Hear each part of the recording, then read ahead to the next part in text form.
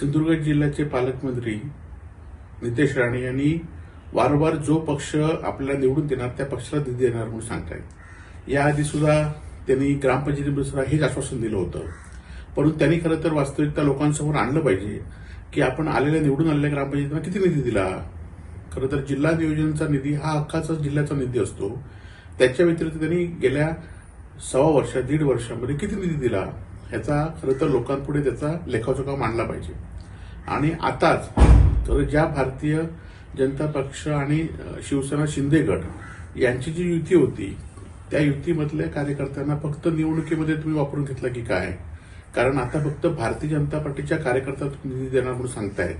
आणि या संदर्भात आज शिंदे गटाचे 2 आमदार या जिल्ह्यात आहेत, त्यांची भूमिका काय आहे? त्यांनी आपली भूमिका स्पष्ट करावी की भारतीय जनता पार्टीच्या लोकांना निधी देणार असेल तर शिंदे गटाच्या लोकांना जे लोकप्रतिनिधी म्हणून निवडून गेले ते लोकांसाठी काय देणार आहेत याचा खरं तर त्यांनी खुलासा केला पाहिजे।